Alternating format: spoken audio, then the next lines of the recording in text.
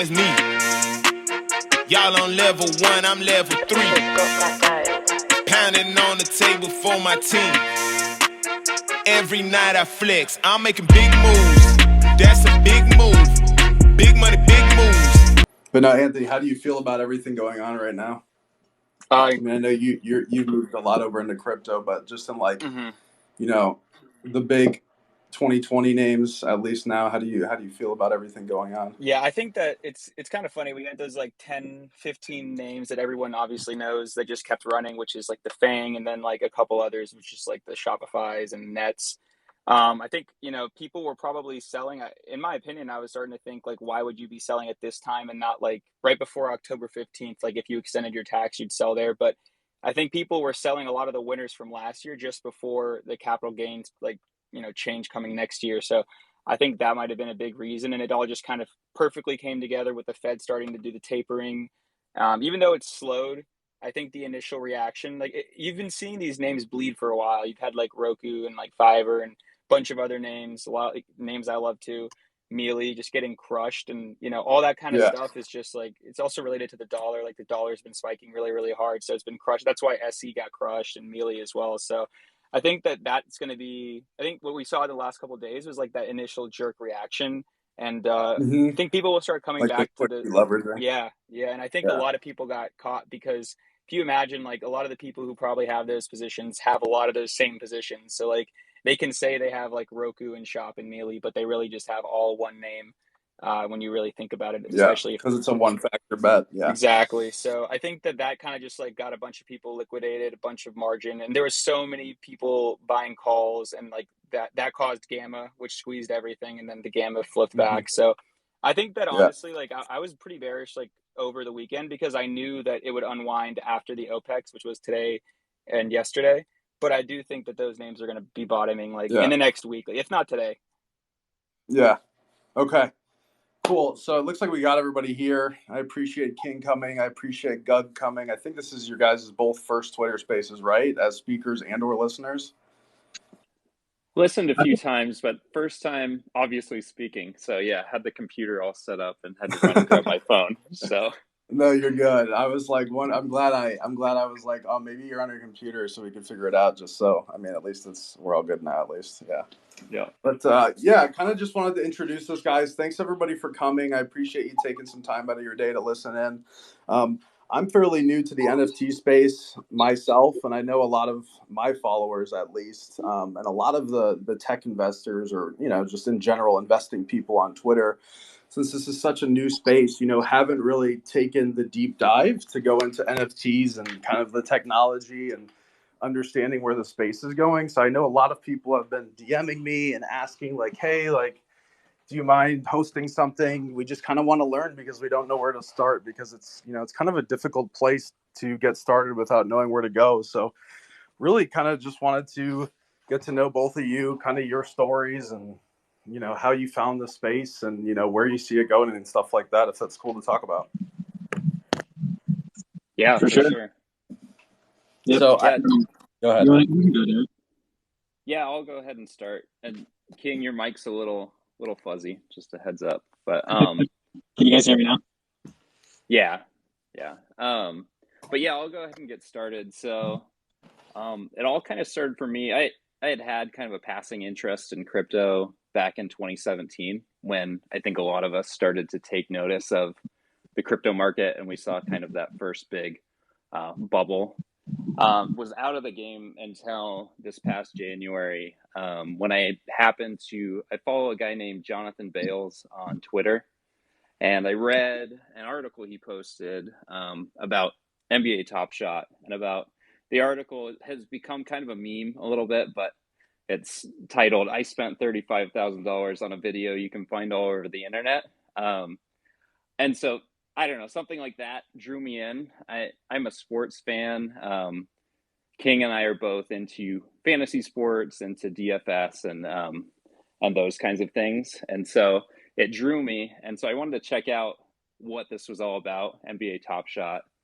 And so I read his article, kind of like the idea of it. And I went and I spent $14 on a Cool Cats pack, is what it was called, back in January. And happened to get a Funny Devin enough. Booker. What's that? I said funny enough, Cool Cats pack, but yeah, sorry. Cool pet. No, exactly. And happened to get Devin Booker, who's my guy. And $14 pack. And then, if any of you are familiar with Top Shot, a lot of traffic started heading their way. I was able to flip that for about $350, and that was kind of the start of the journey. I mean, first of all, we like sports, and so I had to let King know. But then I was like, hey, this seems like a cool opportunity to kind of engage in some new tech and also potentially make some money. So yeah, I let him know and was on him to get on there after that. I think a month later we were grinding at 3 a.m. trying to trade for a $15,000 Zion Williamson card. So it moved pretty quick. Top Shot. I think most people have heard of at this point. It exploded in like January, February, and I think that's a lot of That's the people got first into place I heard of NFTs. NFTs is Top Shot. Yep. Is the first thing. Yeah, for sure. I think a lot of people got their entrance to NFTs through Top Shot. It Everyone kind of makes fun of it now. It's kind of like the thing to slam on Twitter, but it definitely introduced people to the NFT and crypto community that weren't there previously, including myself and Gugbutt. So just like general interest in sports, and then you guys kind of saw that, hey, there might be some opportunity to make some money here. I mean, like, obviously you guys have quite the collections from what I've seen, at least. You know, what kind of made it make sense? Like, was it like getting in early with the Bored Apes, or like kind of just like, I mean, I'm sure you never expected in your wildest dreams for any of this to happen, right? I mean, maybe, I don't know. I'm just curious, like Oh, just come on, Mark. You're not betting on monkey pictures selling for $500,000? Seriously? No, I'm joking. This I feel like we got into Top Shot and we saw there was potential. I think we all, like Gugbot and I, both agree that, like as a technology, I think we think NFTs have legs. Like it's essentially proof of digital ownership that's easily trackable and transferable. So we got some money from Top Shot, and when Top Shot started tanking, we had that itch to continue and push onward. And so we started looking at OpenSea and Rarible and these different NFT marketplaces, and started kind of like putting our chips in other directions. And obviously, we screwed up a lot along the way. We lost a bunch of crap to gas. We lost money on gas. We bought bad NFTs, but it's definitely been a learning lesson. It's funny how we were just speaking about this yesterday. Like, you guys were into playing FIFA all the time and like opening packs for Ultimate Teams, and it is so comparable to NFTs these days, because like the entire ecosystem of what you can do with crypto is essentially like ripping those packs open and hoping you get like a Ronaldo or a Messi kind of situation. And Bored Apes were that, but of course you're going to get a bunch of not great players as well. Exactly. And I mean, the comparison to FIFA, I think, is pretty, it just makes a lot of sense here. Except for that with FIFA Ultimate Team, and sorry to make this kind of deep dive in the weeds comparison, but what's happening is you're acquiring these digital assets, players, and then FIFA puts out a new game the next year and you retain zero of those assets. And so I think that's kind of something that drew us to NFTs as well, was this idea that, hey, I either put a lot of money into this, I put effort into this to acquire these digital assets. They should be mine. I should own them. I should be able to sell them if I want to trade them if I want to, for real cash. In FIFA's case, it's in-game cash and not something that you can kind of bring over to the real world. So yeah, that was kind of a big value prop that we noticed right away. For sure. so like kind of like to take it a little bit off topic here, I guess, in a sense, like obviously with your FIFA trading, I'm just kind of curious, like, so for all of my followers, at least, I'm assuming 99% it's probably off, have never purchased an NFT. They might be generally curious about it, like, but a lot of the stuff I hear is like, gas fees are crazy, and how do you trust this, and what, why are some worth more than others? How are some, this expensive? Like, I don't know if you can just like build off of like how you guys, I guess, value projects, and what you want to mint and what you think makes sense, and what you think has long-term potential versus like other stuff, because there are so many cash grabs in the space. And I'm not going to talk bad about any particular projects, but there are so many projects that pop up every single day, and ultimately most of them probably aren't going to make it. So like, how do you guys decipher what makes sense and what doesn't? Sorry, that was long-winded, but Yeah, there was a lot of questions there. Let me think. Let's sorry. tackle. You're good, Mark. Yeah. You're good. I know we've talked a lot about the subject here in these, talk through NFTs, but I'll tackle the first question, which I think was dealing with gas. Specifically, Ethereum, obviously, everyone knows has massive gas fees right now, and it's tough. It definitely makes starting out a little bit difficult. But I think what you have to consider is that you like when we're buying an NFT, I don't really look at gas. I just consider it part of the purchase price. And mentally not separating those two items is what you kind of have to do to, I think, have success and like force yourself to make purchases in the space.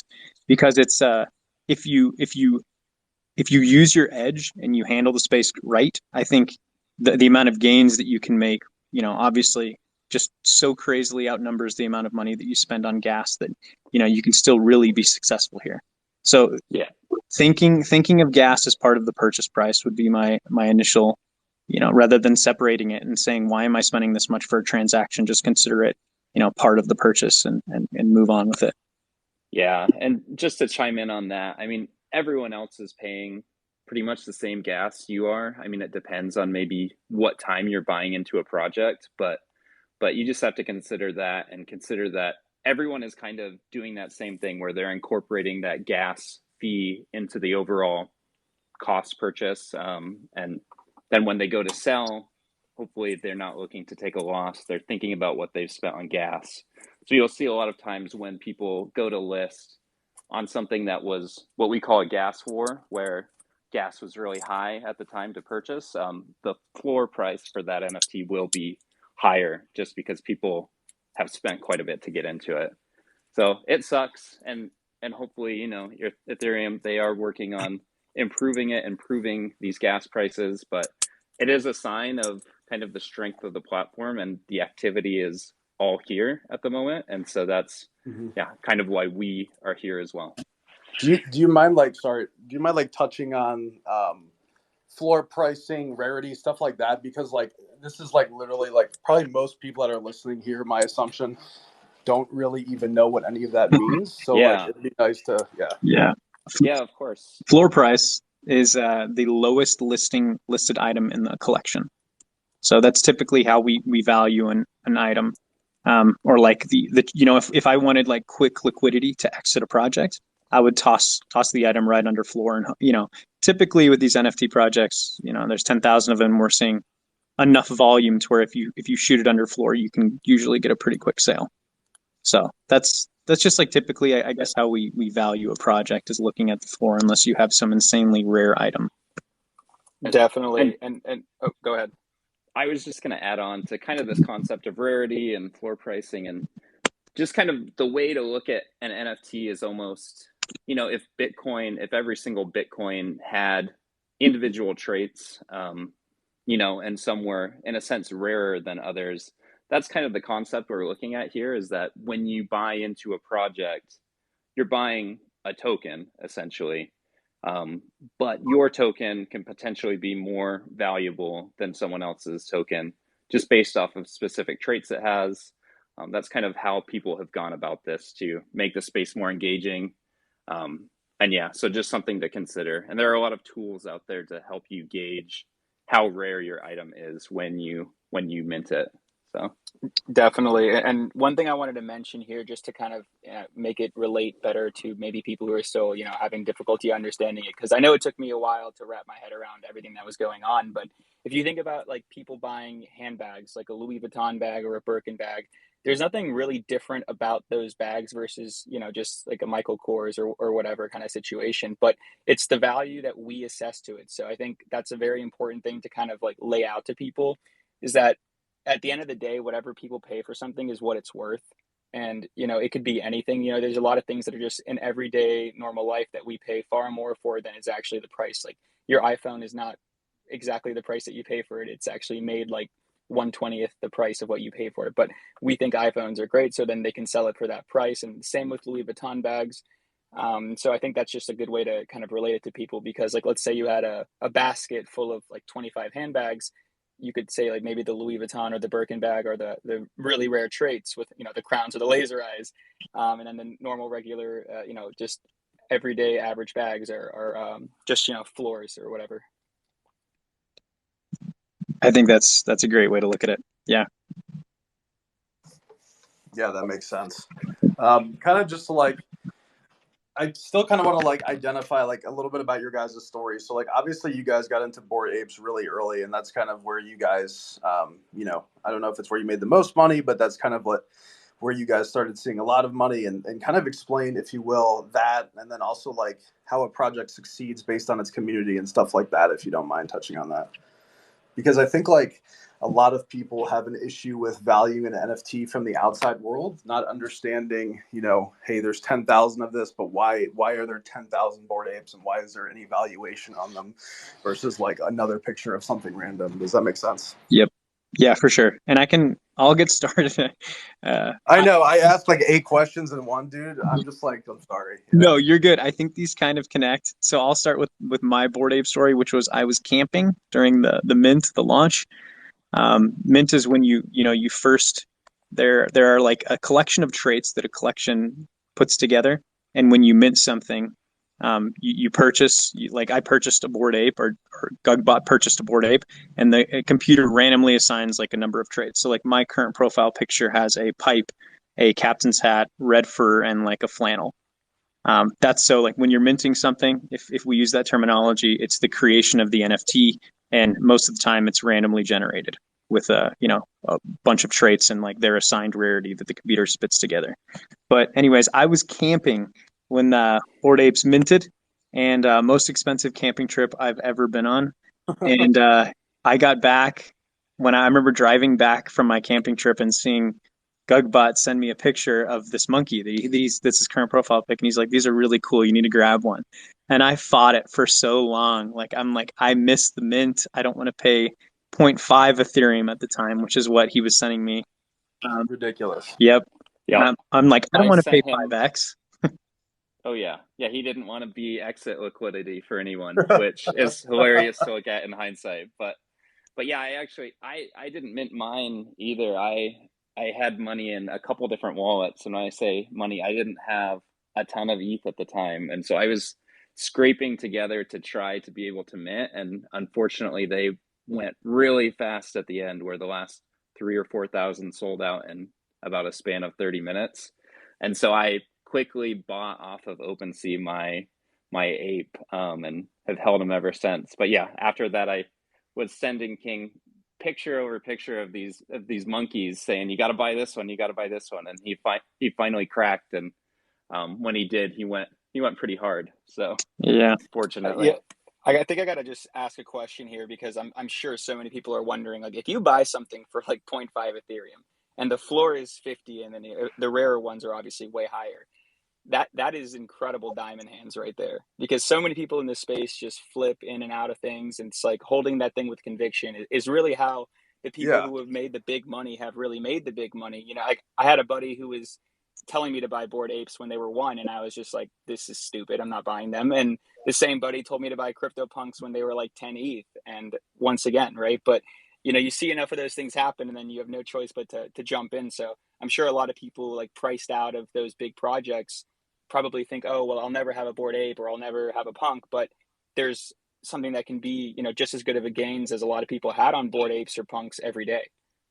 What do you guys think? Sorry, and yes, Anthony, I agree. What do you guys think ultimately took the Bored Ape from 0.5 ETH up to like whatever it is now, 40 for a floor one? Like, how does that happen? Like, because people just don't understand, how could that be? You know what I mean? So like, kind of, if you guys don't mind explaining that, that'd be great. yeah, definitely. And I think this can kind of go towards kind of what we look at in projects in general as well. So one thing, and this is specifically about Bored Apes, but it was at the time the first NFT profile picture to offer full license of, or the rights to that image, and so people have been able to use it in merchandising. I know people have started coffee shops and like IPA beers and things like that, and use their ape. And so that was a really new concept. They were also the first to do away with, what was the pricing called, King, on Bonding curve. yeah, on the bonding curve pricing, which in the past, what people would do was they would price so that the first 1,000 buyers would maybe pay 0.02 ETH, and then it would double and double. And so that was something that really caught on in the community. People wanted to root for a project that was doing this thing that was different, a couple things different.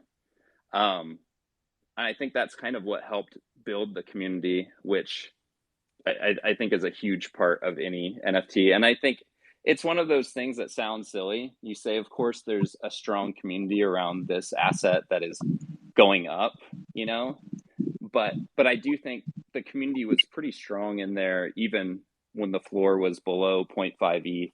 I'll also attribute a ton of the success to the team behind Bored Apes, even though they remain anonymous to this day.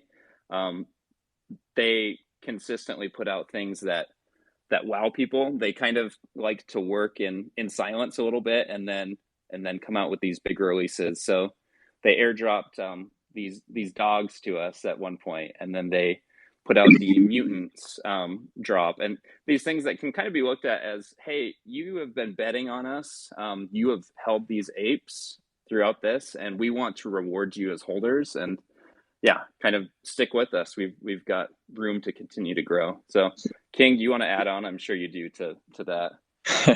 Yeah, Mark, I think you've touched on the topic of like dividends, and I think that may make sense for your audience.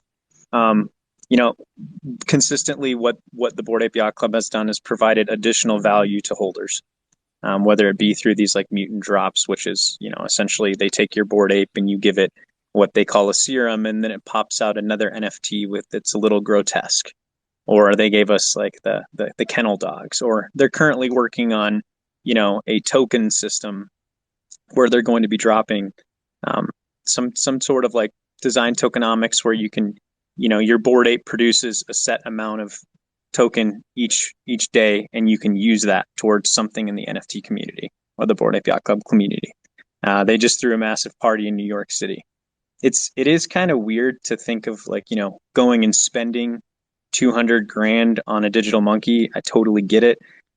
People spend 200 grand to get into a fancy country club when they can golf somewhere else. People spend 400 grand on a fancy car. People, like Anthony questioned, people spend a bunch of money on a handbag that does the same thing as something you can buy at Target. And, you know, it's in a weird way, you know, Bored Apes have kind of latched on as like I think they're the first project that I guess the entertainment and athletic industry have really grasped onto. And there are only 10,000 of them. There will only ever be 10,000 of them. And this limited quantity and, you know, demand is what's driving the price, as well as, you know, continued, I guess, push from the project leaders to keep providing utility. And then, like, for the people listening that don't understand the utility, obviously you touched on the mutant apes and the dogs that you guys were basically handed to for holding the project. And, like, what kind of monetary value has that given you guys just for being holders? I think so I mean, you can cover this. Oh, go ahead. Okay, yeah. So I think at the time I was holding 3 apes when they dropped dogs, and so I was dropped 3 dogs. And I ended up deciding to sell a couple of those for, to put a number on it. I think I sold both of mine for around like 1.5 ETH or 2 ETH or so. So around like 8 grand today. I did decide I wanted to hold one just in case they decide to reward people that are holding one, but also, cashed out some profits at the same time. So to put a number on it. And Mutant Drop was even more. They dropped mutants when I think the floor on the Bored Ape Yacht Club was like roughly 50 Ethereum. They dropped mutants, and you basically got one for each ape that you held, and I think the floor immediately jumped up to like 9 or 10 Ethereum. So you were getting a 40 to 50 grand airdrop essentially, just for being a believer and a holder. Yep. So Yeah, and then like in essence, now the Cool Cats are doing something similar as well. I don't know if you guys like. I mean, it's been in the works for a long time. I don't know if they've done the specific airdrops. I know they have like for like pumpkin carving and stuff like that, and they do raffles for cats and stuff like that. But kind of curious where you guys see that, if you don't mind touching on that as well. Yeah, so they've done a few airdrops of just kind of various art pieces that they've talked about will have utility in kind of the Cat Town, Cat City. I can't remember. Sorry, I know the Cool Cats team. There's a couple of you guys listen The here. town hall. Yeah, but yeah, they have dropped a few of those, and then they will be dropping their milk token to go along with kind of their companion called Cool Pets. And so again, it's the same concept of just rewarding your community and rewarding your holders, and it's something we see really quite often in crypto. I think that's the idea, and when you're looking at Web3, is reward the people who got you there. Just to kind of go off topic, but we saw that with the ENS token drop a couple weeks ago. And that's something we will continue to see, is just be curious in the space and engage with some of these products. And you may end up being rewarded. So I don't know, it pays to be early, I guess. Definitely. And it's actually like, it's funny too, because I know a lot of people are probably thinking like, well, how did you get airdropped a $50,000 mutant ape or whatever, just for having something that you paid, such a small amount for at mint? But it is not that crazy to think that, anything that comes from this community, because it's become so established, will be good, right? Like anyone who's like a very famous artist or designer in the real world, you could paint something on a napkin and, that's worth whatever people say it is because of that artist's pedigree. And so this community is kind of allowed for that to happen, and it'll continue happening in different phases. I know a lot of different projects like the Cats and Bears Deluxe, these different ones are doing these utility tokens, and it's just a way to incentivize you as being a holder. And I think there's nothing really different to that than stock dividends, or the whole idea that when you put $10 in a bank, that bank takes your $10 and leverages it 10 times, and then they're making the money off of that for their project in a sense. Whereas in Web3 and in crypto and DeFi in general, we are the banks, we are the customers and the producers. So all those fees that the middlemen and the big corporations will take are given to us in these really, really cool, unique ways that I think are just getting started. That's absolutely perfectly said. We're interacting directly with the IP that we want to support, rather than sending it to some banker who's then investing in the IP and they're getting all the rewards.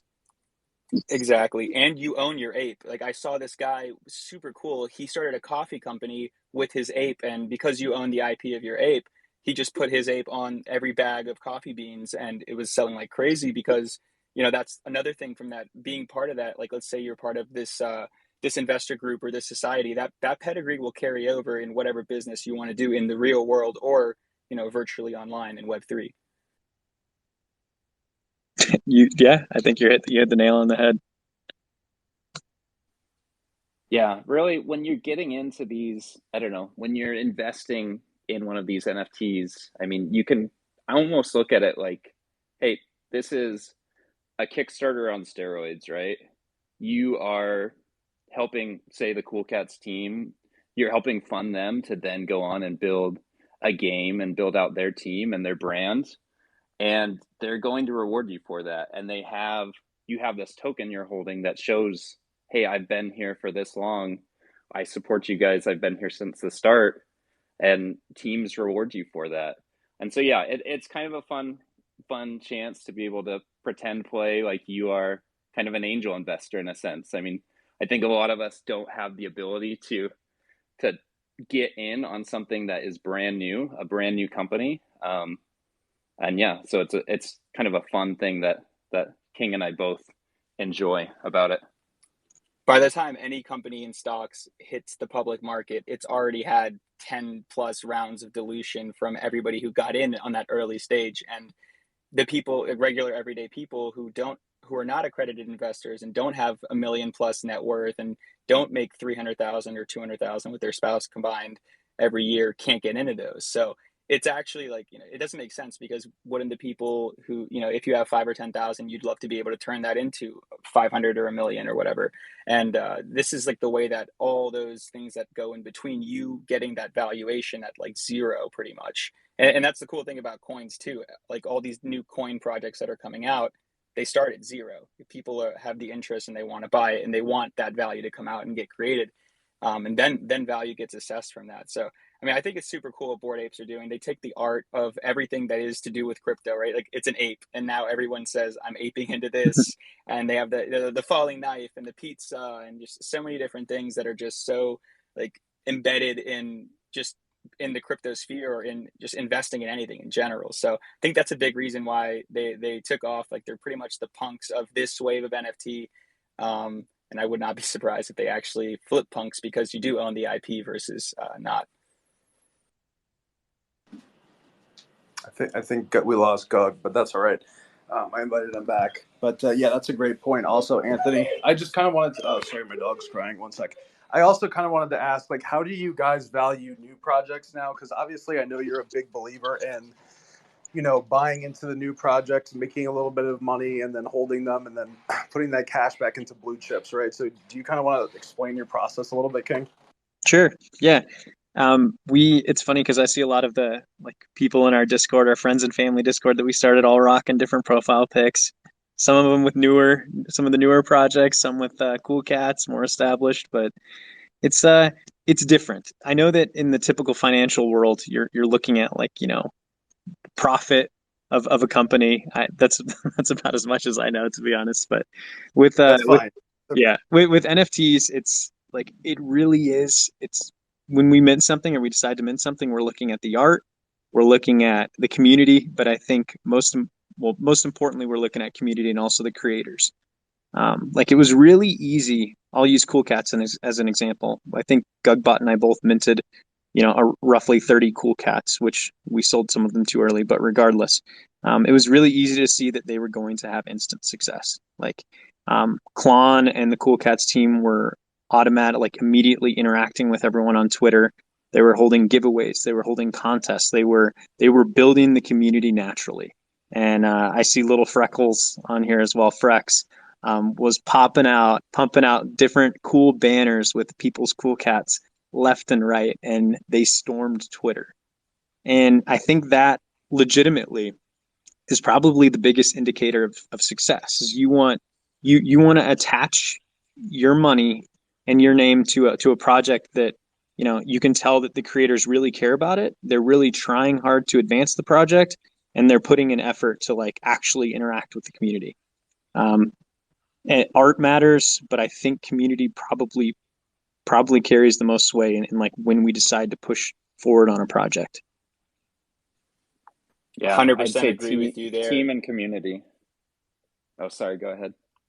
No, yeah, go ahead. I didn't know who was going to go next, but yeah, I just wanted to bring up a good example for what was King saying with Lost Pages by Pack, the Lost Poets. So those pages came out and they were just blank pages, right? And they were going to have all this burn mechanism stuff, which we don't have to get into, but basically people were paying 1.5 ETH for a completely blank page just because it was part of that Pack community and that Pack project and the whole question of valuation. So definitely agree with the team and the community is by far the most important thing that'll drive a project's success. Yeah, and I think one thing too is just, I don't know, Cool Cats felt different from what was being put out in the space. I think that's one thing that drew myself and King to them is they were from an artist who had been at this for a while. I know Klon Blue Cat is kind of his baby, and he's been drawing it since I think like 2012. So that's something I found to be really cool was there was this story behind it, and not, I don't know, not to slam any of the artwork out there, but yeah, some teams do definitely hire someone that does the art for them, and then they're no longer part of the project, and that's fine. But I really do like being a part of projects where the artist is involved. It is kind of their project. You can say the same about something like Creature World. Smiles is another one where hey, I'm betting on this young artist, and I don't know, I want to hitch my wagon to them and see what happens. So Yeah, I just I pinned on the top of the spaces if anybody wants to take a look. It's Klon's post from basically what was it? His in 2015, the cartoonist. He posted this a couple weeks ago of him. You know, he's got like a tent set up with his work, and then here's 2021. So he's been at this for a very long time, obviously drawing his cats, and now here he is, 2021. He has all of his artwork featured, you know, in Times Square in New York City. So it's just like such a great story, and it's just cool. Yeah, I kind of want to touch on that a little bit too, because I think the NFT space has like truly, I know people kind of blow it out of proportion and they state that it's like causing another artistic renaissance. I've heard before. But in a way, I think it almost is. Like there are, artists who have gone their whole lives struggling to make ends meet, who are now able to like easily and accessibly provide their art to people who want it. And not only that, that these people now have the ability to, like they don't look at it as just a sunk cost. They look at it as a way to an investment. Like they can take someone's good art and then eventually, if they want to, make more money on it. Um, Same thing with photography in the NFT space. Like I've talked to I a lot of photographers here who were just stuck doing wedding photos every weekend, and now they're selling their photos and like actually making a living off their passion. It's really like I think eye-opening to see how NFTs have made kind of like brought the arts back to like a legitimate profession where people can make money. Um, yeah, No, I think that's a really good point. Is like this past decade was like engineers and coders, you know, made a ton of money working for all the big corporations, and now we're seeing, you know, people are interested in getting into Web3, and artists can now, like you said, artists can make a living now, and they weren't before. And I mean, it's just cool that they can sell their products. And, you know, I don't know if that makes sense what I'm saying, but just kind of yeah. well, Mark, I was an engineer and now I flip digital photos of animals. So, You were? I didn't know that. yes, I was. So, I got you. So, so both of you guys that were full time working, and now that no more, or what?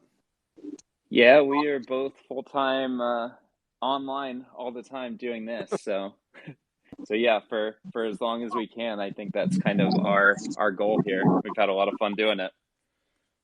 Sorry, a jet's flying over, but pray for us. Pray for us. What'd It's you hard to say? not be He said, "Pray online for all us." the time. Yeah.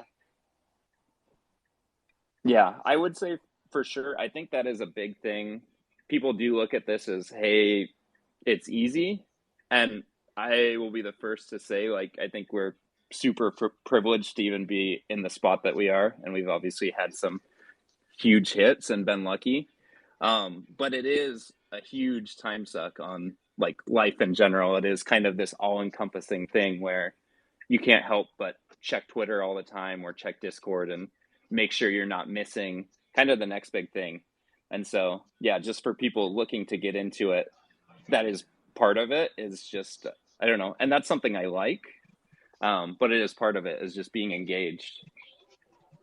So let's say there's somebody in the audience today that's like, yeah, you know what? I've been wanting to buy my first NFT. I just don't know where to start. Like, what would you recommend to them in a sense of like, you know, how to at least get their feet wet in the space and just kind of start learning from the ground floor?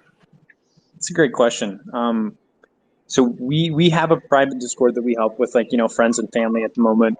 Haven't contemplated opening it to the public yet, but I think for people who don't have friends in the space but still want to get started, I think the move is to jump on Twitter, hop in Discords, start jumping in, following projects, following some of the Twitter influencers that follow Klon, follow Freckles, start following people and just start soaking up information. And through Twitter, you'll see projects pump and you'll see projects dump, and you'll kind of be able to, like, I guess, get a gauge for yourself on, start figuring out which projects are successful and which projects aren't. And then you can, after setting up MetaMask and OpenSea and struggling to get some Ethereum into your account, make your first purchase. Yeah, and it's very similar to stocks, honestly. Like if you consider like probably a lot of the listeners here, they go through a bunch of different people on Twitter, listening to what they're buying, what they're looking at, and how they're looking at it. And I did the exact same thing when I started really getting involved in this space, just found all these big accounts. Like I was already following Klon and stuff like that. So just learning from people who have been in it, because otherwise it's just, you don't know where to start. It's so vast and so new, and a lot of it's hard to wrap your head around, especially for people who are green to it. So definitely fully agree there. And it's also so many resources too. Like I spend a lot of time learning things on YouTube these days now, because it's kind of funny. A lot of the people who are in crypto are actually they have such a wealth of knowledge, and they just drop it all on YouTube for fun and just for free. So you can always use that as a good resource too. I mean, I learned a ton about like how NFTs work and DeFi and everything from just watching random guys in their basements on YouTube talk about it. Yeah, totally. And I shout out Discord as well. I think the place we probably found out about things like, and we didn't even mention this yet, but Zed Run, which was this digital horse racing NFT that we got into right after Top Shot. I think that a lot of that knowledge came from just engaging on various Discords and kind of engaging with those communities. And so, I don't know, Discord can be maybe a scary place for the uninitiated, but it's something where as you make connections and kind of meet people, you can find people that, I don't know, are going to be your best resources for this. Your best resources aren't always going to be the NFT people with hundreds of thousands of followers, believe it or not. They definitely share alpha, and they definitely share things to pump their own bags, to put it nicely. I think you just need to find people that are going to be genuine and have genuine discussions about these types of things. So yeah, be on the lookout for that and just engage is my advice. Yeah, and then just kind of to add in for me, at least since I'm so new into the space, I would say most people I've met, everybody does the "we're gonna make it" and the good mornings and the good nights, and there's all those abbreviations and stuff. But being honest, like being just true, I'm shocked at how welcoming and how open arms everybody is in the space. Like it's such a new technology, and there's still only like 500,000 people trading NFTs, so we're not at the point where there's mass adoption yet. So you'd be shocked if you just reach out to people and try to get to know people. That's kind of what I did. Like, I'm not gonna lie, I saw people with Bored Apes profile pictures, and I just started networking and reaching out to them. And King actually was nice enough to get me into his Discord and kind of teach me the ropes, and I don't know, kind of take me under his arm. So I would say don't be shy and just try to be curious and eager, because most people, believe it or not, are good people and trying to help in the space. Totally. And yeah, I know a lot of people, when they talk about NFTs right now, they mention that this is not like a zero-sum game. Like one person does not have to lose for another to win in this space right now. Because, I mean, if you believe in kind of the technology behind NFTs, and if you believe in crypto, there are going to be many more people that are going to be joining us. Coinbase, their platform should be coming out soon. FTX actually teased their platform. And so, yeah, I mean, we kind of are all in this together. And I think that's something that does become kind of a meme, is the "we're going to make it" refrain. But at the same time, like, I think we legitimately believe that. And I think most people are good actors trying to push forward that. So Definitely. There are 700,000 active OpenSea wallets, and there are over, at least last month, 1.5 million people who had signed up for the Coinbase NFT marketplace whitelist. I think it's at 2.4 right now, actually. I think it's like skyrocketing. I couldn't find the current number, so we looked up an article from a month ago. And there are 60 million active Coinbase users. So yep, just to let you know of the potential of growth. And I will also state that those 700,000 active wallets, there's no way in hell there's 700,000 active people on OpenSea, because I don't know anyone without more than one wallet in the NFT space. Like I have like 15, so well, that's not surprising, but yeah, I'm kidding. Go ahead. Yeah. No, sorry, go ahead. No, you're good. I think that was the end of my sentence, is that I think there's, massive potential for growth here. And if you think you're not early, I'm telling you, I still think you are. And we're seeing this massive adoption from huge companies too, like Meta. And I mean, not that anyone likes Mark Zuckerberg or Facebook, but big companies are buying it. Yeah, there's so much wealth creation to be made too. Like I think that's why we're early. Like if you look at, just trying to bring this to the stock market just for all the listeners, those like Apple's at 2.5 trillion. There's not a ton of wealth creation to be made, right? And I was reading that the entire market cap of crypto is just about Apple's valuation. So if you just put into perspective how early we are, because there's no reason why Web3 can't be as large as Web2 and everything else. So it's like we're in the dugout, we're slamming beers in the parking lot. We're not even in the dugout yet for the game. Damn, that was a good analogy. I like that. Coming with analogies tonight, yeah.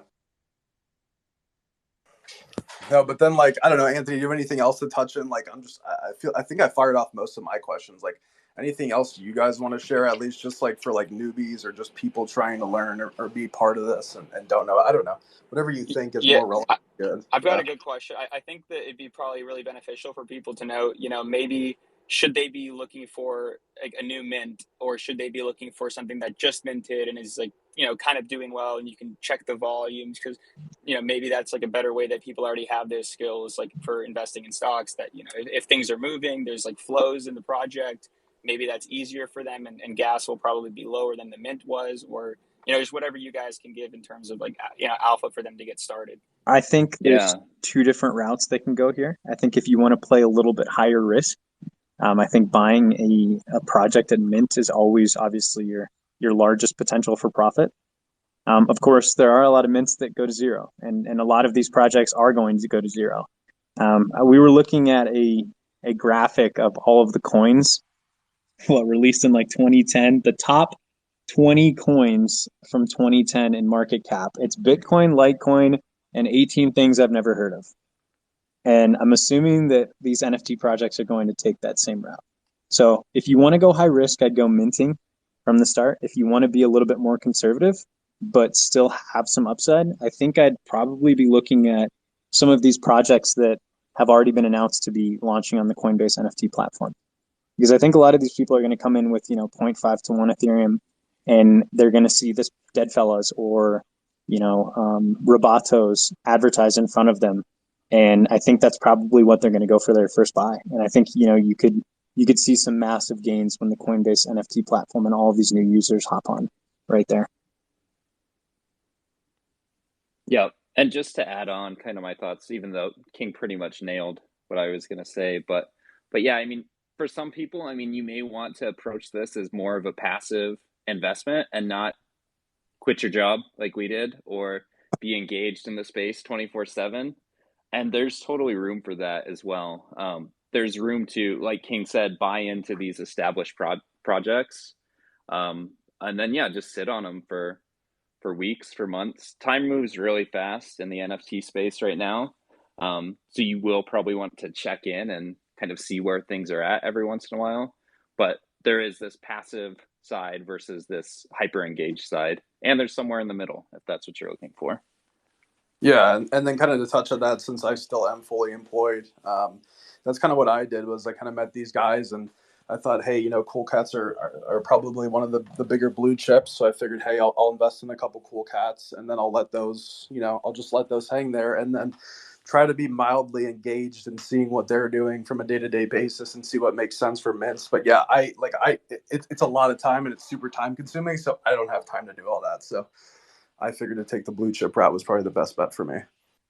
Yeah, and we definitely, I mean, we do both. We have our long-term holds, and then we have things that we kind of look at as quick flips, and we're not necessarily right on some of those.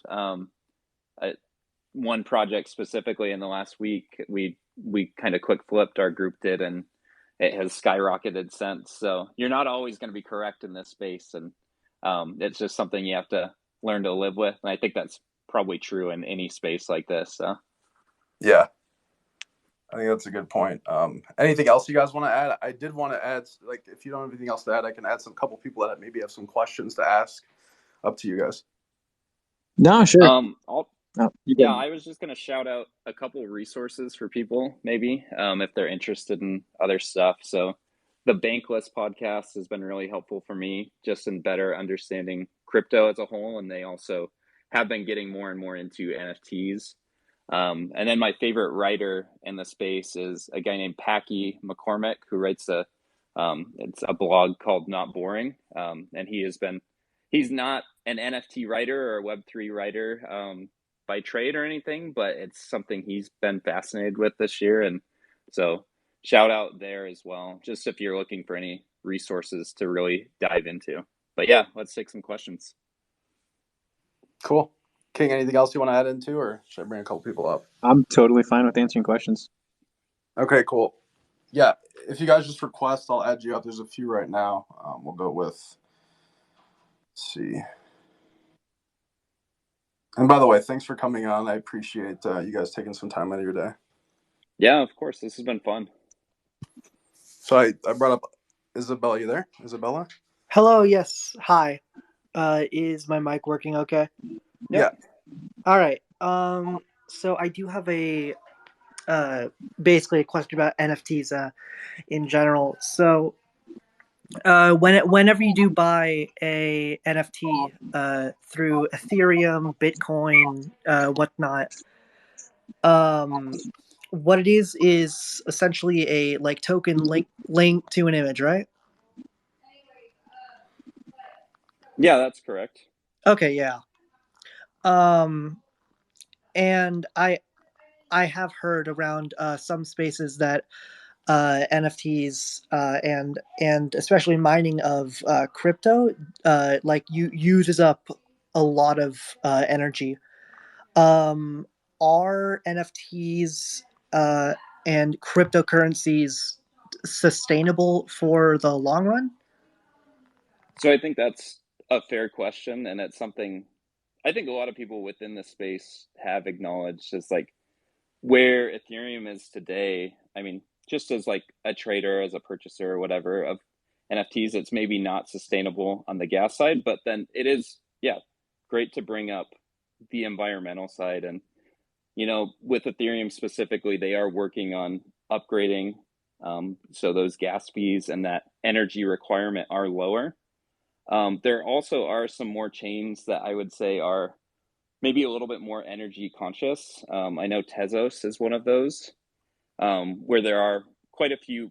There's a bunch of awesome artists on Tezos, and so if that's something where you feel, hey, like I don't want to engage with Ethereum yet because I feel like the environmental impact is too great or something like that, but I am interested in this space, I would encourage you to check out something like Tezos or a few of these other chains, and just kind of look into those. But I don't know, does that help answer your question? I think it's a concern, and I think it's hopefully one that is being solved or close to solved. But yeah, that's kind of where we're at. Yeah, that answers my question perfectly. Thank you. Yeah. Yeah, awesome. Yeah, I'll toss in. I know Anthony's a big AVAX, big in AVAX. I think they're like a low gas option as well. And obviously Solana and what else have we been using? Tezos, Solana, and AVAX pretty much are like the. Oh, Cardano. I know a lot of people in crypto just very much dislike Cardano, but it is relatively low gas as well compared to Ethereum.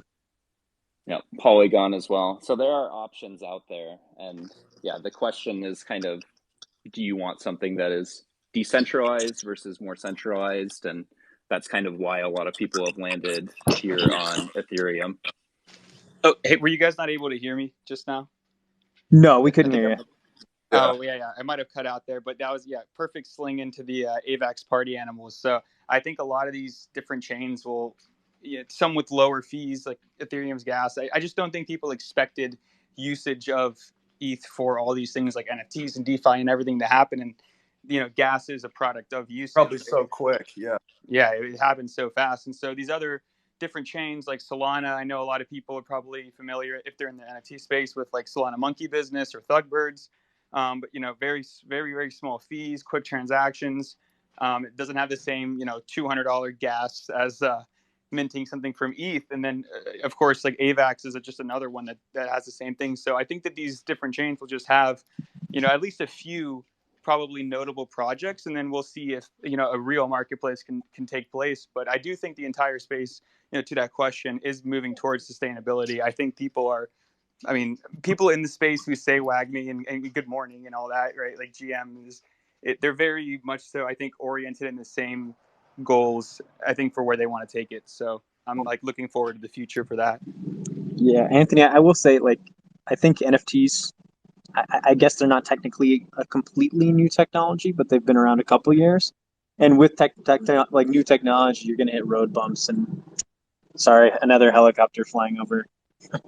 You're good. But yeah, hopefully, as you know, like technology continues to grow, we're going to cut on gas. I'll end it now while this plane flies over. Okay, I brought up somebody from our Discord, actually, Rad Dad. If you want to ask your question. Hey guys, can you hear me? Yeah. Cool. Since this is an introduction to NFTs kind of Twitter space, I wanted to ask if you guys had any recommendations for tool trackers for various NFTs, various mints. I know that a prevalent one that almost everyone uses is IC tools, but if you had any other recommendations that people out there might want to hear. Yeah, there's a paid tool called Nansen, but it is very expensive. I think it's what a lot of the premier traders use. I don't know the exact spelling, but that's another option. Dogbot, do you know of any more? I'm trying to think. Icy Tools has been the one that I've used most consistently. And kind of the idea for the audience there of these tools is to watch what's being minted, what projects are being minted. And so you can kind of track what is, I guess, hot at the moment, or what is close to selling out, or where a lot of purchases are happening. And so, yeah, that's kind of what the idea is there. Yep. And I know Nansen specifically, it is paid, but it's a little more in depth. Like they have, they call out specific action from very large large wallet investors. So, and in the end, like it is, the crypto NFT space is so small that one influencer can move a market. So looking at these projects, when we're looking at community, we'll also go hop on Twitter and see if anyone big is tweeting about them. Because if like Gary V or unfortunately Beanie sometimes starts tweeting about a project, it's likely gonna fly. And do you want to like kind of touch on how that doesn't usually end up well for Yeah, I mean, so I'll be honest, like some obviously Beanie's pretty controversial in the space, but I will say like most of the people who bet on him early did end up making money on what they purchased. The issue and what we try to like advise people to do to play more safe is to purchase at mint at the cheapest price entry, unless something's extremely established. And what a lot of people end up doing in the space is they hop on Twitter and they see 100 influencers talking about something, and then they go buy and they're purchasing at peak. And essentially, if like you've heard too many, if you see too many people talking about it after it's already been released, you're probably too late. Then you become the exit liquidity, and that's exactly just. I mean, it's very much so. Just like these big institutions and stocks, they'll run stocks, and then the retailers end up being the liquidity. And I think that perfect point. You said it was such a small space, and it really is. I think I was reading this statistic that like during the big bear, like over summer in NFTs, there was only like 30,000 or so like whale active wallets that are really making all the moves, even when the market was down. Because I think most people, if you only have like a few NFTs, you're not going to be like moving around and flipping, and you're definitely not going to buy apes on the dip or whatever. But it's such a small space that you got to be careful, and it's getting larger and larger. So hopefully those kind of things will maybe get mitigated a bit. But then once again, there's a new project every day, and it could be a cool thing that people could pump up every single day. So always something to watch out for. For sure. Yep. And so like those tools, I guess to circle back to the question that 69 Rad Dad, nice name by the way, brought up. Nansen gives you insight on when someone is purchasing an NFT before they tweet about it. So you get a bit of a head start there. Cool. Thank you. Thanks for your question. I brought up, sorry if I say your name wrong, Salman? Hey guys, how's it going? Can you hear me okay? Yeah. All right, cool. Appreciate it. So super new to the space, but I'm trying to learn a little more. So sorry if these questions are a bit rudimentary. So just a couple of questions for you. One is when you're trying to purchase an NFT at the auction minting phase, do you need to like set up a particular wallet to participate in certain auctions, or is it sort of at your own discretion? Are there some wallets that are more secure than others that you found in your experience? And then the second question is more so, I noticed that a lot of the NFTs I see online are like avatar centric. Is there a difference in like the appreciation potential of something that is like avatar based versus something that's more akin to like a conventional piece of art? That's an awesome question. Yeah, because I mean, you look at this Twitter Spaces, and we all have our avatars. And I know we haven't really talked about traditional art as much, but it is huge in the space. So there is probably the biggest, I would say, project around is they're called art blocks. And so what they do is what's called generative art pieces. And there's some stuff that's really awesome out there. A lot of it is more pricey, even when it drops, just on some of this kind of fine art, that fine art category.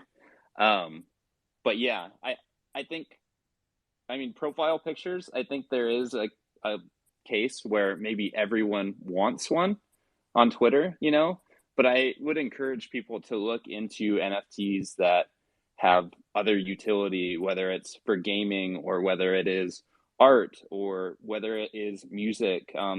Just try to kind of be aware of what is coming next, because I don't know, not everyone needs a PFP or wants a PFP, or people may have PFPs already. So Yeah, I'll and I touch think I on. missed the first part. Go ahead. Yeah.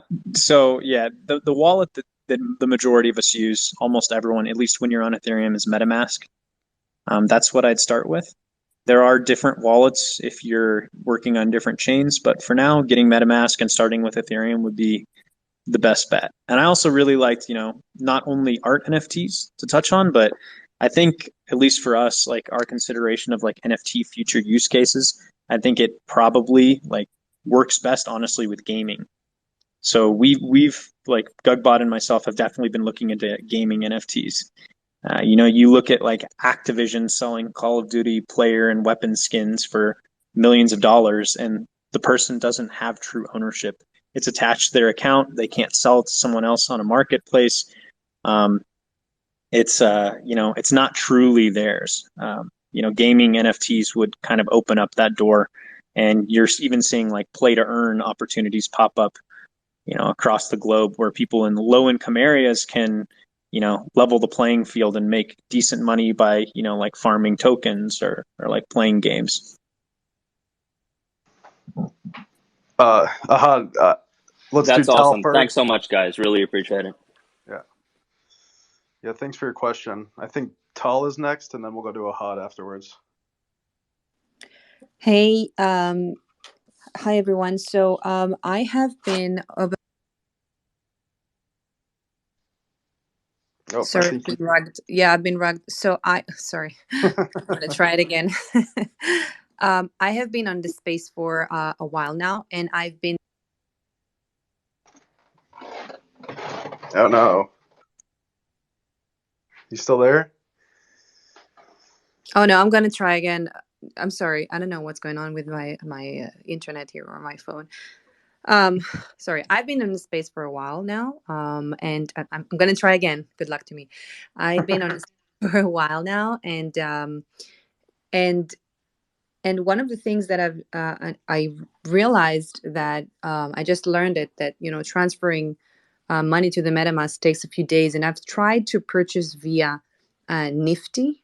I don't know if you guys, someone recommended it to me, and I still didn't receive the gift, like what I purchased basically. And I'm like afraid if it's like a scam, or do you know about that? Like Gifty Getaway, is that a legit? I bought my first NFT on Nifty Gateway. I bought an X copy from there, so it's definitely a legit place. I think you can use that with a credit card, so that's actually how I first got into it myself, because same thing, like MetaMask and all this, I was like, what is this? Like, what am I doing? But my buddy called me. He's like, in the middle of the NFT bear, he's like, you gotta is he rugged or is it me? I can hear him. I don't know if you guys can. Yeah, can hear him still. Yeah, okay. Can you hear? Wait, can you hear him, Tal, or no? Yeah, and now I hear you guys hear me. I'm so sorry for that. That's okay. No problem. But yeah, Nifty Gateway is definitely legit. Yeah, it's legit. It helps to bridge it because you can just use like a debit or a credit card and buy an NFT with it, which is usually like not the case. Like on OpenSea, you have to buy crypto from somewhere, send it to your MetaMask, and buy it. So definitely a legit site. Okay, great. And can I ask one more question? Is that okay? I know that there's a queue. Go for it. Okay, great. Thank you so much. So I'm actually launching my first ever NFT that I've created on Art Basel, and I've created it on a platform named Distrap Art that are using the Flow and not the Ethereum, which I never used before. I'm just started to work with these guys, and I'm just curious if how popular it is to work with Flow. Was that a good call? Should have done that on Ethereum? And am I too blonde that I did that? Or, I have no idea. I'm just like learning as well. So Thank you. Flow is, yeah, of course. So Flow is actually what Top Shot, NBA Top Shot is built out on, that we mentioned earlier in the space. And I know they built CryptoKitties on Flow as well. And there are a few other projects being built on it. And so from what I understand of Flow, I mean, it is maybe a more cost efficient chain. It is centralized, but yeah, I mean, NBA Top Shot was able to scale incredibly well on Flow, so I don't think there should be any issues there with the chain itself. Okay, great. You made me happy. Thank you so much for that. All that Awesome. valuable information. Good question. Yeah, good luck with your project. Thank you. I think we have Ahad next. Hey guys, thank you so much for hosting this space. One question that I had, and I wouldn't consider myself necessarily new, but a constant learner. And I've been around the space for around since I guess June or July of this year. One question that I have is, I guess, trading strategies and what I've been seeing. So generally speaking, I sort of see two or three strategies. One is looking at what's minting and going out and minting that. I suppose, doing your own research and seeing if it's worth minting, first of all. The second strategy would be, of course, to buy in the secondary market if something is going up in value. And the third strategy is to buy blue chip projects. My question to you guys is, do you guys see that? Do you guys see that? And like, what is, I guess, your strategy, your approach to these things? And my apologies if this has already been asked or answered. I know you guys did bring up IC Tools and Nansen, so I think that's really great for me to know. But what has your strategy been with respect to, what sort of advice would you give someone who is entering this space and the pros and cons of various strategies? So I'll ask that. Yeah, no, thanks for asking the question, Han. I think it's important for everyone to hear that, because I think you hit the nail on the head with the three different strategies. I think as a group, we try to implement all of them, to be honest. So we definitely target the mint and then flip, but we're not only flipping projects. I think where we flip and when we flip is all dependent on, like we said, those factors that go into how we think a project will succeed in the future, which is the community, the art, the team, the potential utility, etc. So I definitely think mint and flip is a good strategy, especially once you kind of get the feel for knowing what to mint. I think it's the not only maybe the I guess I wouldn't say the safest, but it's the perfect mix of upside and relatively low cost entrance. Buying blue chips, or I guess I won't even say blue chips, but projects that have survived a down market and an up market are so your third strategy is probably what else we try to implore. Like cool cats are probably out of people's price range, but again, I think I referenced purchasing some of these new projects that have already been approved to go on the Coinbase NFT platform. I think all of them are pretty legit. Like you have Creatures, Deadfellows, Robotos, hopefully a project close to my heart called Fox Fam soon. You got it. Yeah, I think those are all good options. And the fact that they're approved and launching on the Coinbase NFT platform, they're going to get a lot of eyes. And I'm assuming Coinbase is vetting these projects. I think your second strategy, which is buying on, like when you start to see something move, is probably the thing that we do the least, because often, like I think Anthony mentioned, you end up as someone's exit liquidity. And the NFT space moves so quick. You can see something fly up to 1.5 Ethereum and be down at zero point 0.2 Ethereum in 20 minutes. So if you're gonna buy while something starts to move, I'd buy an established project when it starts to move, not something that just minted that day and all of a sudden it's getting a pump, because you don't know where that pump stops. Definitely, and also when you're looking, even like like Nate Roth, a good buddy of mine, and like active in the FinTwit community as well. People do all these PFP rankings, so like you can kind of see the floor price of different things, and there's not many projects that sit sustained over 1 ETH. So I think that's like probably a good place to go and like for more than one day, not just like the pump like you were mentioning, but if it sits there for a month or so over 1 ETH and is moving up and down wherever the market's going, whether ETH is ripping and NFTs are all taking it down, that's probably a good place to start like looking. If you're like, wow, there's so many projects I don't know. A lot of guys in the space, like Zeneca as well, like a good follow on Twitter, they post these rankings daily just to see where the floors are moving. So you can kind of start to track the movements of them in ETH. And one more thing I wanted to add too in terms of strategy, it's not necessarily for NFTs, but it is to help you survive NFTs. I always like to just keep a bag of ETH or keep a bag of coins of something just in case. Cool Cat's worth 17 or 15, and baby Kongs were at 15 and 17, and of course ETH rips 60%. You're going to get a lot of good opportunities if you do have a stack of coins sitting there, or DeFi farming for you that just waits for those good opportunities, while you're also invested as well. So just kind of like a hedge for you venturing in this space. If you're not in crypto at all and NFTs are your first thing, it's like you should probably also be in crypto itself, just because I think it will help you throughout whatever happens in the space, whether the projects, whether ETH goes to 10,000 and projects that are 10 ETH goes to 5. We don't all really know what's going to happen, so just better to be safe than sorry. Yeah, definitely. And I wanted to add on really quick when it comes to minting and maybe the strategy there.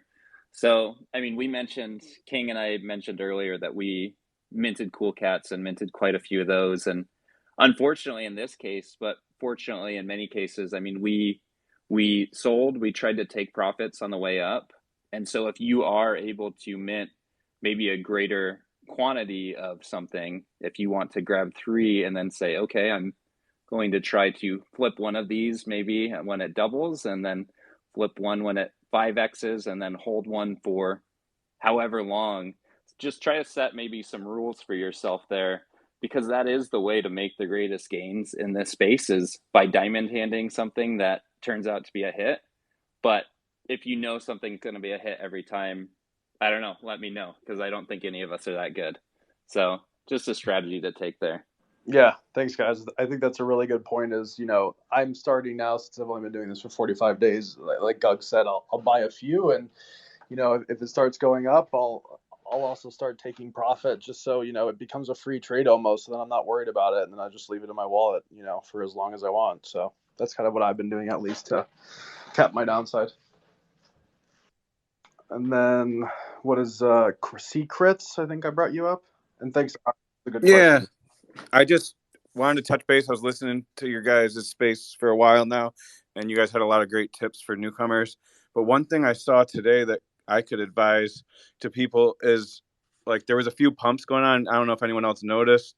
OpenSea was like going down and wasn't really showing the floor accurately. And then it wasn't registering at the top, especially with Robotos and a few other feudals and a few other projects and stuff that I saw.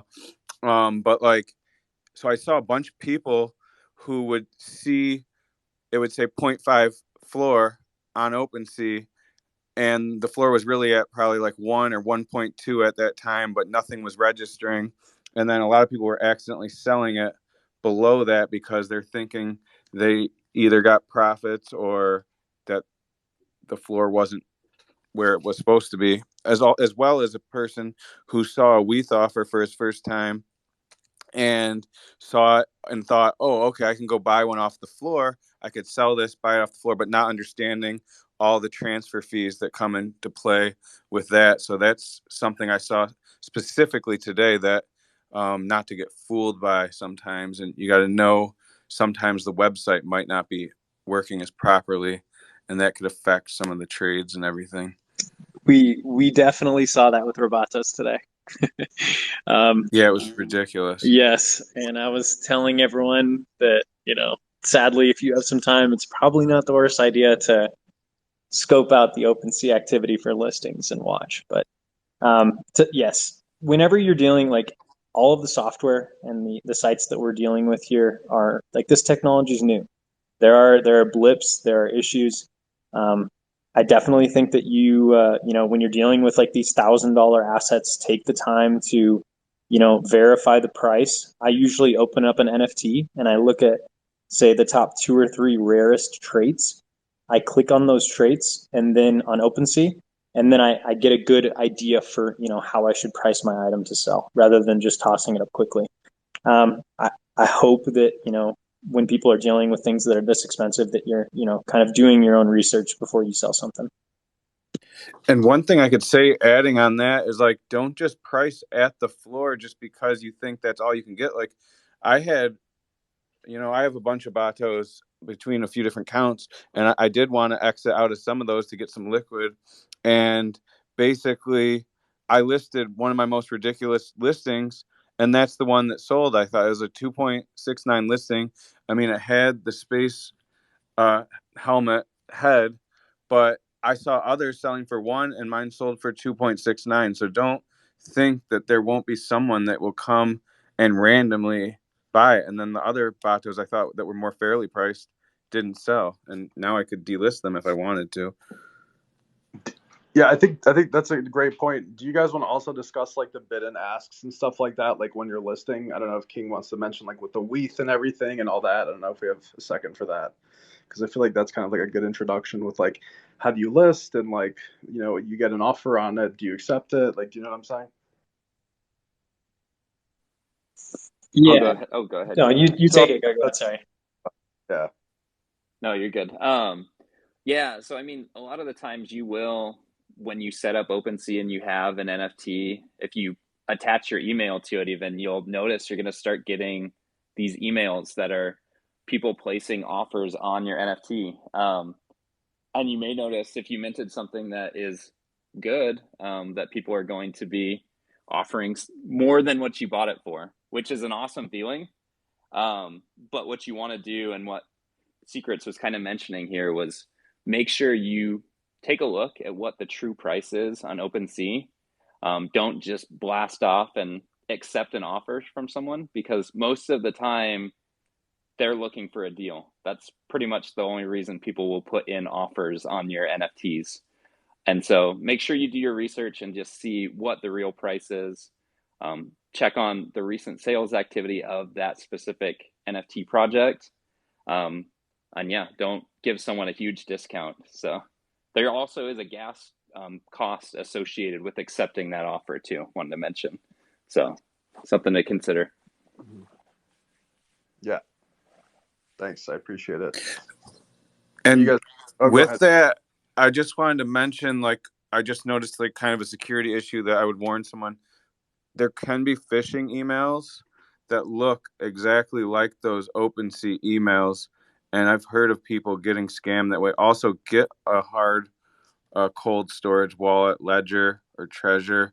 I'm trying to think the other thing. Oh, and with WETH offers, you have to pay the fees in order to get it back to ETH, or you can only bid on stuff, is another point with that.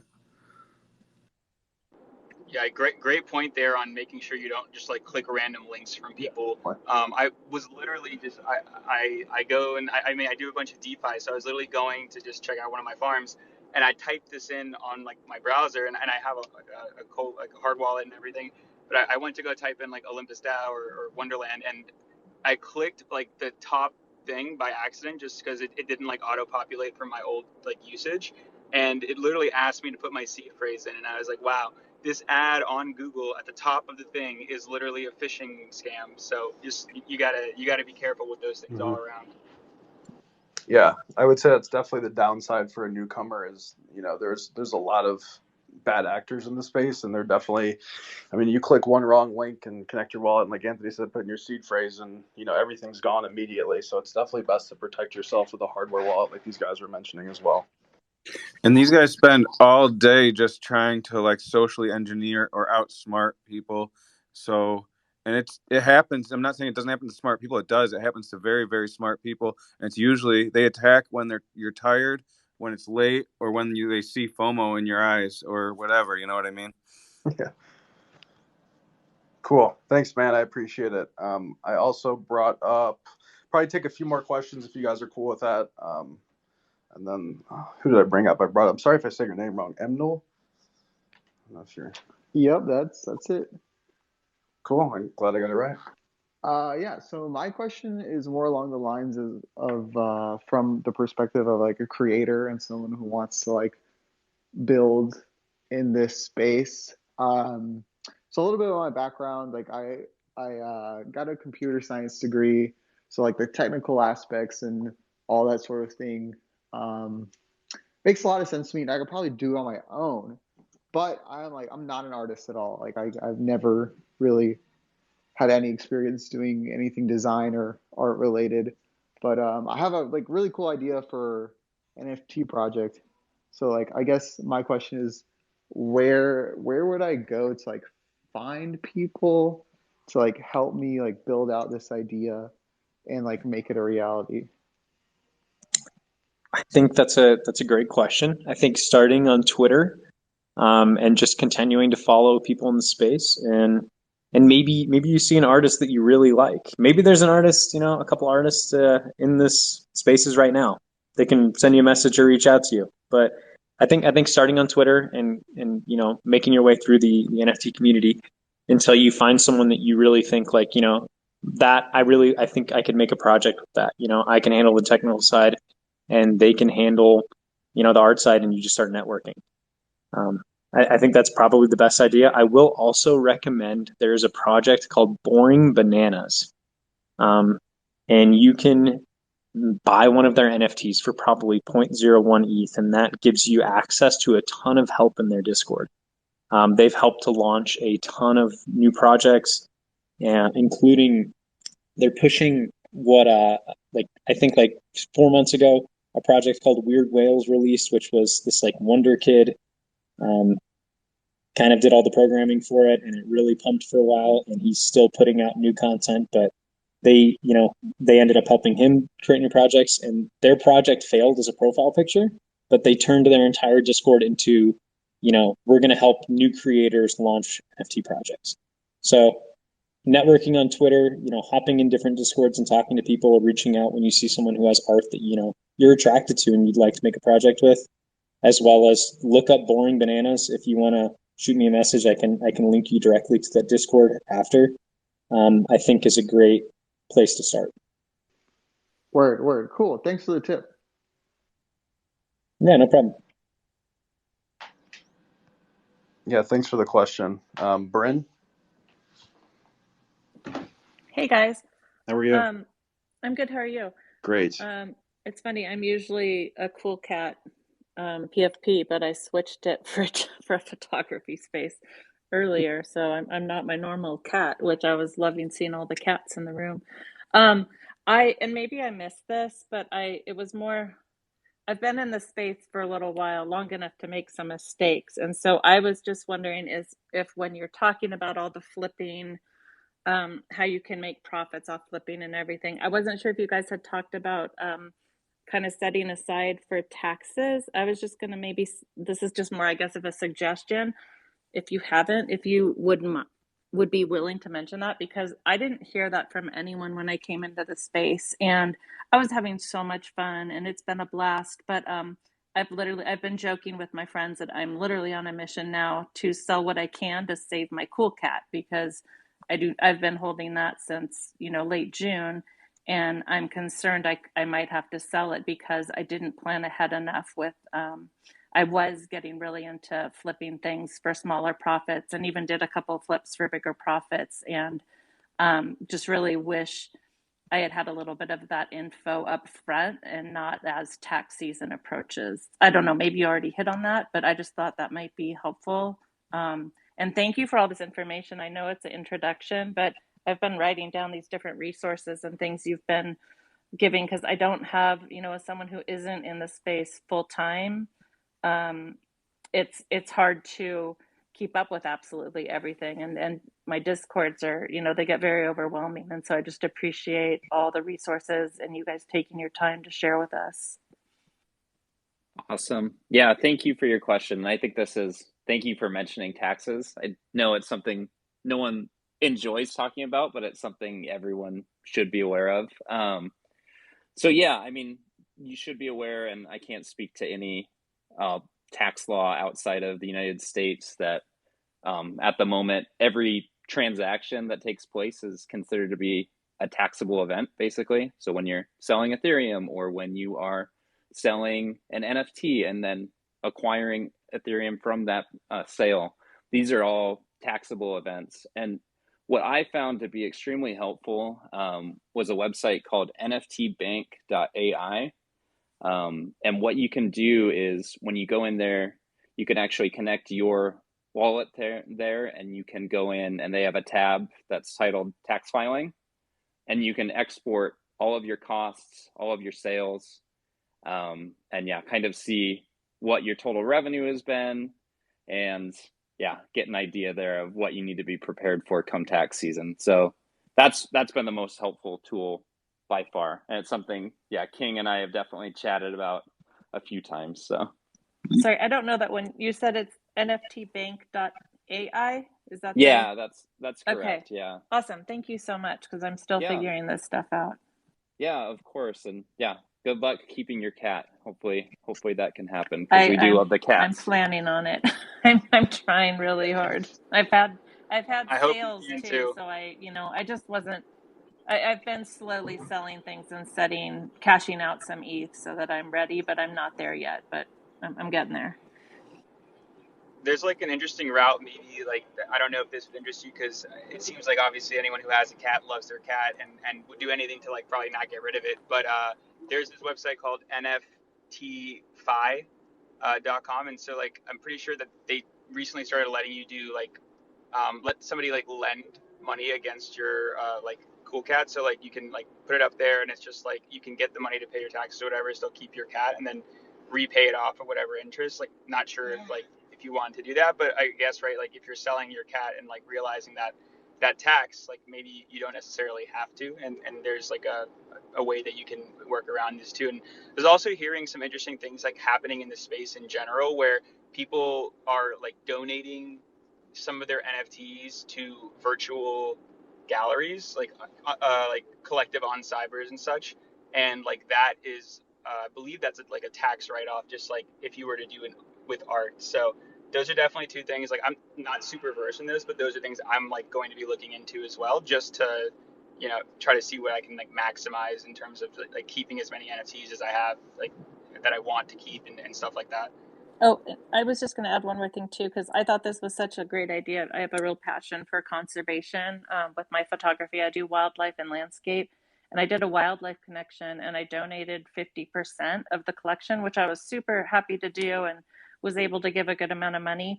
But it's an organization that doesn't take ETH, so I cashed that out, and obviously I get the tax credit for what I gave, but I'm kind of screwing myself in the sense that I gave 50% away, and really 30 to 40% of my sales is going to go to taxes.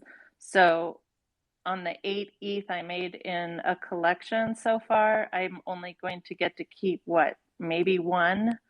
So I would just say I've seen a lot of donations, a lot of amazing, people giving to charities and doing really good work, and it's such a cool space to see that so much. But just think through your percentages and everything, because I hadn't thought through the tax portion of it, and that's something that's affecting me now. Yeah, I think that's a great point, and I appreciate you asking that question. Should we do, what do you guys think? One more, two more? How do you feel? Okay, I don't want to kill you guys all night. No, we're good as long as, I see there are a lot of questions. So, I mean, I'm personally fine to keep going as long as people have questions. So. I don't know if you want to agree to that because there's a lot of people that have questions. Let's just We keep will this space answer going every for hours. question. Yeah, I'm kidding. Yeah. Yeah, thanks a lot, Bryn. That was a good point. I'm gonna bring up, let's see, a couple people, and then we'll, yep.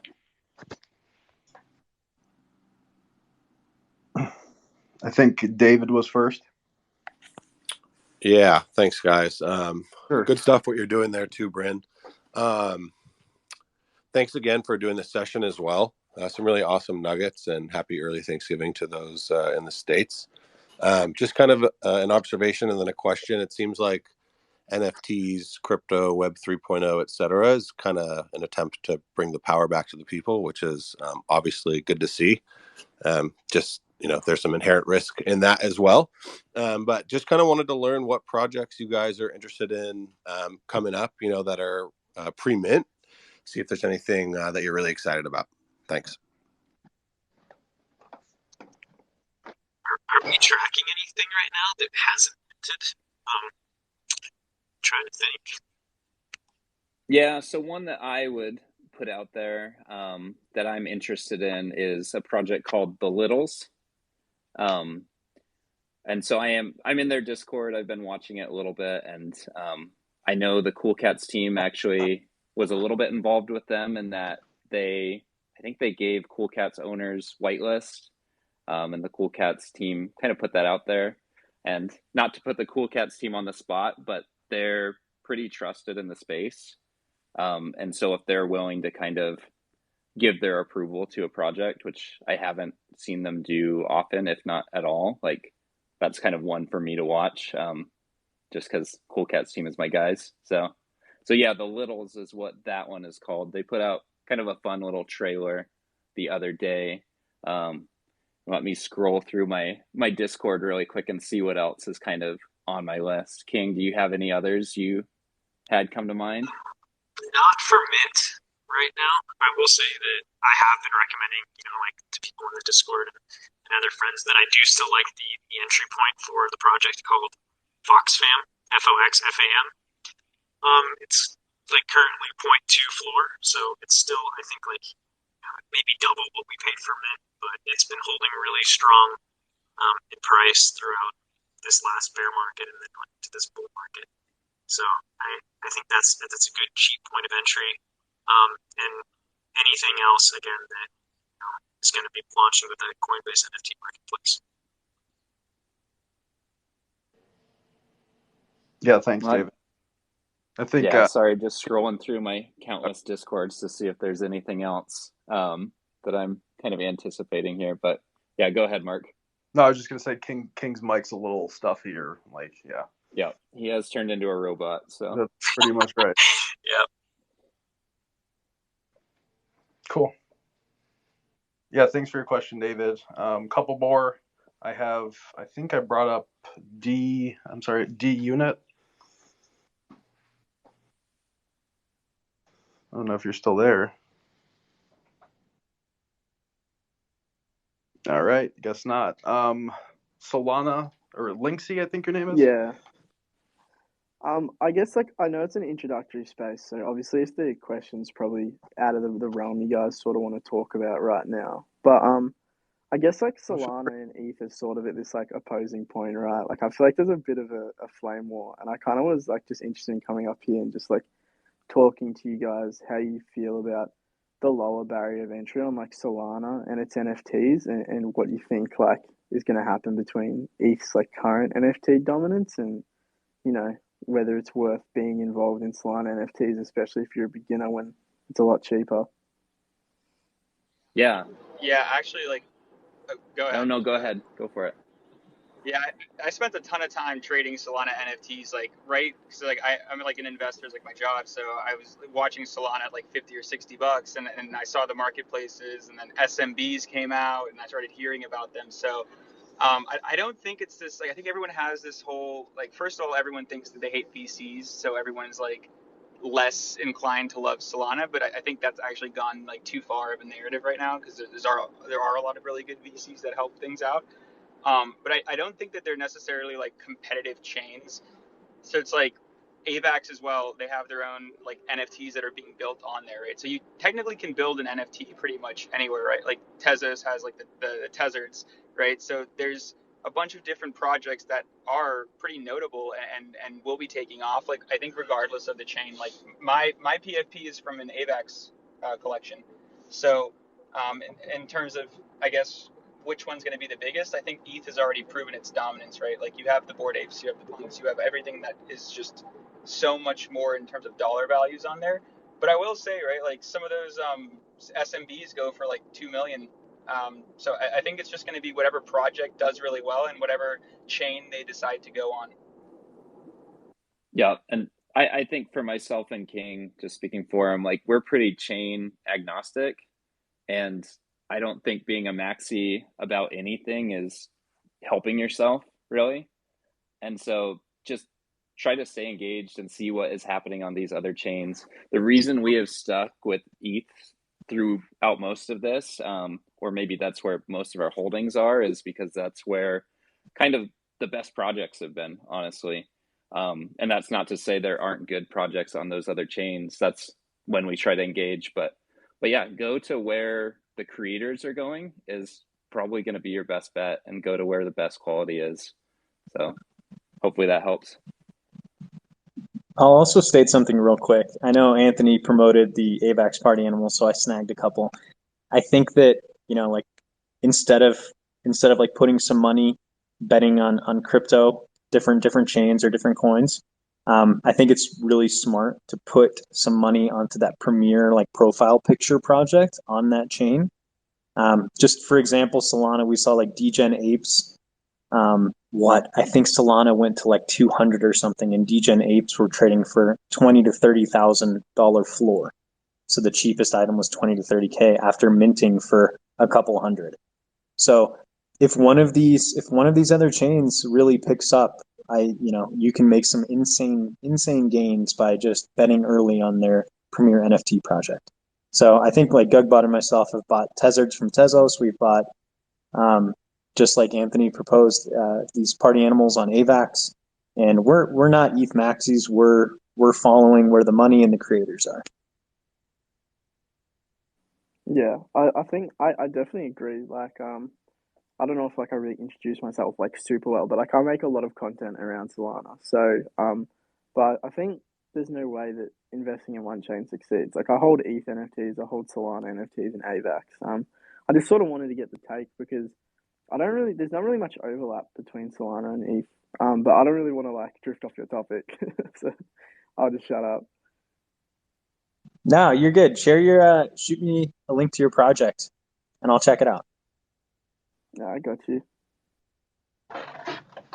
Cool. Thanks for the question, man. Let's do one last one. I think I brought up Cheese Squared. Is your name? Yeah, that's it. Cheese. Thanks, guys, for hosting this. I think it's a really good conversation. I don't think there's enough of these like introductory level conversations to NFTs that happen. Some really good stuff's been talked about so far. And again, just thank you guys for taking the time to do this. Moving on to my question, though, I did jump in a little bit late, so I'm not sure if you guys already covered this or not, so I apologize if you have. But what is your guys' take on like social clubs, like Friends with Benefits or like Inner Circle, or even like up and coming curation DAOs like Nil DAO to get access and whitelisted to up and coming projects? I think for myself and King, we probably haven't jumped into that world enough.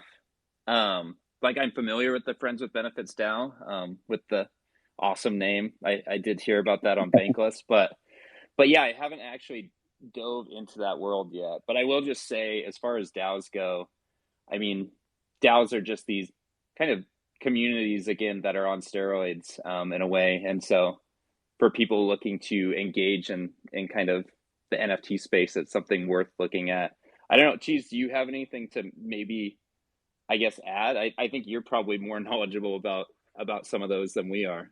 I'm kind of just getting into the DAO space. I've done NFTs for a little while now. I'm kind of with this group Nil DAO. They're making a feeless NFT launch platform, but there's a lot of interesting creations that are coming up out of it. And, I'm looking into like Friends with Benefits got a pretty high entry point right now. Some of these other up and coming DAOs are a little bit more accessible, but it's just interesting to see the talent that's being drawn into these places. And I was just trying to get your guys' take on that. Yeah, I wish we had a little bit more of a take. It's something I've got on my list to research, but yeah, I do think just DAOs in general are kind of maybe the future of work in a way. These collectives forming that can accomplish pretty awesome things. I know the Constitution DAO is probably the one most people are familiar with, just given what happened recently. I know Mark is. Yeah. But yeah, it's a really interesting way to gather people together and kind of combine forces. So I'm a huge fan of DeFi DAOs. It's like I am very like involved in like Time Wonderland. Like I have a pretty big bag of that as well, just because I think that like a lot of regional banks like we have in like our states or cities, they're moving online, and so it's very cool to be able to see, like you are now part of the bank and you are part of the treasury. So I know it's a different kind of, I mean, it could be any kind of DAO, right? That's the cool thing about DAOs. It could be pretty much anything, but that's like where my focus lies for DAOs, at least thus Yeah, far. and it's interesting because some of these DAOs, like the Treasury DAO, for example, and then even NIL to extent too, is kind of embracing some of that DeFi, those DeFi aspects of like staking and bonding, but bringing it into like a NFT kind of curation world. That's awesome. Yeah, I definitely need to check that out. That sounds really cool because, I mean, those are both two things I really like. Excellent. Well, thanks, guys. I appreciate you taking the time to have a conversation about that. No, thanks, Chase. I think you taught us a little bit. So, Yeah, thanks for your question, man. I think we're good to wrap it up here. What do you guys think? yeah, sounds good. And Cool. I mean, in the future we can do something, or yeah, take questions offline if you guys want to ping myself, or I won't speak for King, but I don't know. Go ahead and ping him anyways. Yeah, hey, nah, yeah. If anyone has questions, my DMs are open. You guys can slide in. I was just gonna say, I really appreciate you guys, coming on, spending a couple hours with me and Anthony, and just kind of helping me out and helping out a lot of newcomers to the space. It's been a really good 45 days, and hope to do this again with you guys. You guys are super nice, super knowledgeable, and just appreciate the time. Yeah, well, thanks to you and Anthony for setting it up. Really appreciate it. It's been fun, and yeah, maybe we can do this again in the future. Cool. Take care. Thanks, guys. Definitely, guys. Learned a lot. Bye. See ya. It's me. Y'all on level 1, I'm level 3. Pounding on the table for my team. Every night I flex, I'm making big moves. That's a big move. Big money,